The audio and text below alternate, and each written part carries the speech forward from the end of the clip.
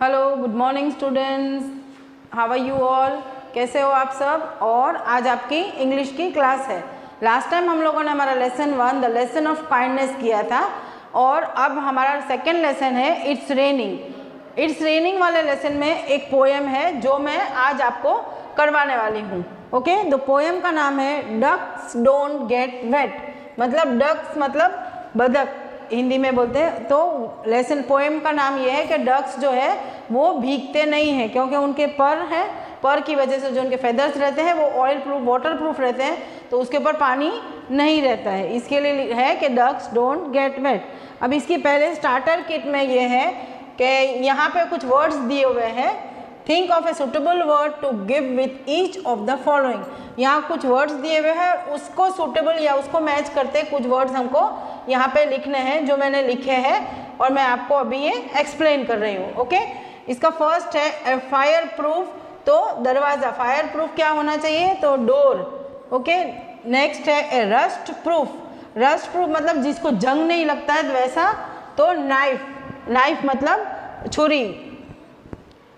Third a full proof plan. Full proof मतलब एकदम full proof मतलब कोई कहीं किसी को बोलना नहीं या लीक नहीं होगा वैसी बात है, तो उसमें आएगा प्लान। और उसके बाद में अ चाइल्ड प्रूफ लॉक, मतलब लॉक ऐसा होना चाहिए, ताला ऐसा होना चाहिए। चाइल्ड प्रूफ मीन्स वो बच्चे आसानी से नहीं खोल सकते वैसा। फिफ्थ है a bullet proof car. Bullet proof car आपने सुना है कि जो बड़े बड़े नेता मंत्री रहते हैं और जो सेलिब्रिटीज़ रहते हैं उनकी जो गाड़ियाँ रहती, कार ऐसी रहती है कि जिसमें अगर कोई बंदूक से गोली वगैरह कुछ भी मारेगा या कुछ करेगा तो वो उनको कार को या उसके अंदर बैठे लोगों को नुकसान नहीं पहुंचता है। इसके लिए ए बुलेट प्रूफ कार। उसके बाद में वाटर प्रूफ जैकेट। आप लोगों ने देखा होगा कि आप लोग स्विमिंग पूल में या कहीं वाटर पार्क में जाते हैं तो आप लोगों को वो लोग वो जो जैकेट जैसा कुछ पहनाते हैं तो वो उससे क्या है, आप डूबते नहीं हो, इसके लिए वो होता है वाटर प्रूफ जैकेट। और साउंड प्रूफ रूम मतलब एक रूम जिसमें आवाज़ अंदर की बाहर और बाहर के अंदर नहीं जा सकती है। ए शॉक प्रूफ वॉच मतलब कोई घड़ी जिसको शॉक या ऐसा कुछ रहता है वो नहीं लगता है, तो ए शॉक प्रूफ वॉच। तो ये कुछ वर्ड्स हैं, ये मैंने आप लोगों को समझाए।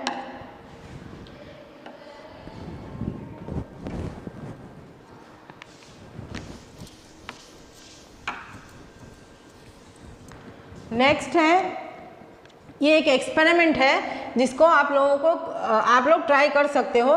Cut out the duck, rub oil on some part of it. यहाँ पे ये डक दी हुई है ना, इसको ऐसे उसको कट करके और उसके ऊपर rub oil on some part of it मतलब उसके थोड़े जगहों पे आप ऑयल या कुछ भी ऑयल लगा दो आप। तो put a few drops of water on the oily part, put a few drops of water on the part with no oil, what difference do you find. इसमें ये डक को कट करना है, उसके ऊपर कहीं कुछ हिस्सों पे आपको तेल लगाना है और उसके ऊपर तेल जहाँ पे तेल लगा है वहाँ आपको पानी डालना है, ड्रॉप्स डालने हैं।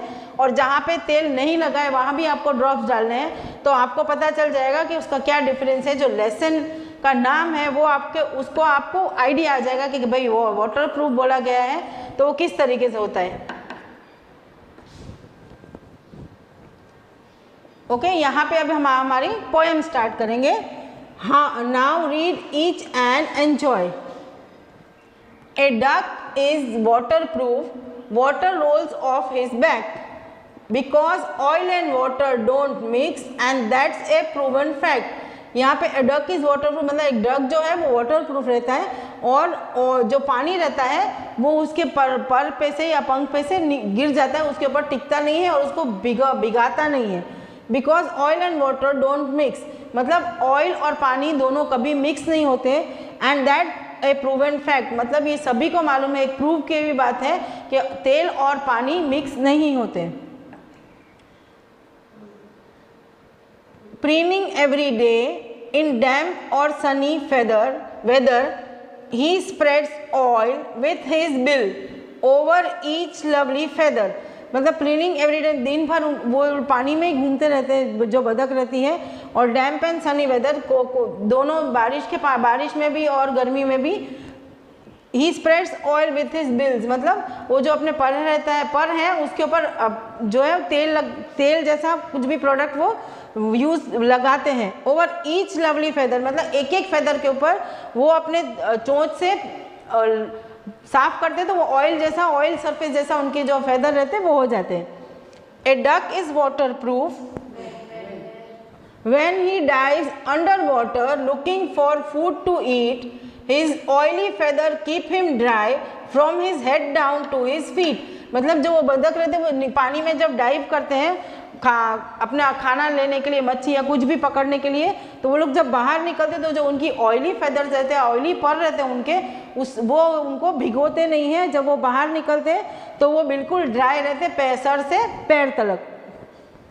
A duck is waterproof, water roll off his back because oil and water don't mix and that's a proven fact। यहाँ पे वापस से फर्स्ट वाली लाइन्स है कि डक्स जो है वो वाटरप्रूफ रहते हैं और उनके जो पानी रहता है उनके फेदर्स पे से, उनके पंख पे से नीचे रोल हो जाता है क्योंकि उनके फेदर्स ऑयली रहते हैं। और एक फैक्ट ये है कि पानी और ऑयल और पानी, तेल पानी कभी मिक्स नहीं होता है। तो ये हमारी पोएम थी। उम्मीद है आप लोगों को समझ में आई होगी। लेसन नंबर 2 की पोएम है। लेसन हमने नहीं करवाया, हम आपको पोएम करवाई है मैंने। और आपका होमवर्क ये रहेगा कि आपको ये जो पोएम है neat and clean hand writing में 3 टाइम्स आपको आपकी बुक में लिखनी है। रीड एंड राइट, लर्न भी करनी है और आपको लिखनी है। और इसके फोटोज़ आपको हमको सेंड करने जो आपको नंबर्स दिए हुए हैं। हेलो बच्चों, अभी हमने जो पोएम की है अभी हम उसकी एक्सरसाइज करेंगे। Answer each question briefly. Question 1, what kind of feathers does a duck have, मतलब बतख के जो डक रहते हैं उसके पंख या फेदर्स कैसे रहते हैं, तो वो रहते हैं water proof feathers. Water proof मैंने आपको बताया कि भाई बतख जो है वो भीगती नहीं है, इसके लिए उसको वाटर प्रूफ बोला जाता है। Question 2, where does a duck find food for itself, मतलब जो बतख है वो अपना खाना कहाँ ढूंढती है, तो अंडर वाटर मतलब पानी के नीचे। 3, what has been said to be a proven fact, मतलब एक सच्ची हकीकत क्या है, तो आंसर उसका आता है that oil and water don't mix, मतलब ऑयल और पानी कभी मिक्स नहीं होता है। आप उसको आप खुद भी पर्सनली भी ट्राई कर सकते हो। पानी थोड़ा लीजिए और उसमें 1-2 बूंद तेल डाल के आप मिक्स करने की कोशिश करिए, वो नहीं होता है। जैसे अभी हम दूध में शक्कर डालते हैं या दूध में कोई भी चीज़ मिक्स करते हैं तो वो एकदम पूरी दूध के अंदर मिक्स हो जाती है। उसी तरीके से पानी और तेल कभी मिक्स नहीं होता है, वो आप अपने घर ट्राई कर सकते हो, और वो भी अगर आपके कोई बड़े साथ में है तो। Question 4, what does a duck do every day, मतलब जो बतख है, डक है, वो रोज़ क्या करती है, तो वो बतख है वो प्रिंस इट फेदर्स, मतलब अपने जो चोंच है उसने अपने परों को रोज साफ करती है।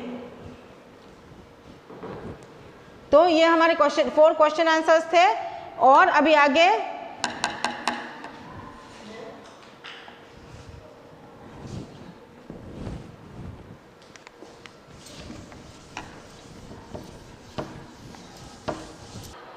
सेकेंड एक्सरसाइज हमारी है the letters EE and EA make the sound of long E in some words. Think of some words such words and add to this list. यहाँ पे आपको जो EE है, EA है, उसका जो हम लोग जब प्रोनाउंसिएशन करते हैं तो खाली सिंगल E का ही प्रोनाउंसिएशन होता है। तो इसमें कुछ वर्ड्स आप लोगों को लिखने थे, तो ये मैंने आप लोगों को लिख दिए हैं और हम लोग ये वर्ड्स एक बार रीड करेंगे। ओके, बी, यहाँ पे बी लिखा हुआ EE है लेकिन प्रोनाउंसिएशन क्या आ रहा है, सिर्फ एक ई का बी, बराबर।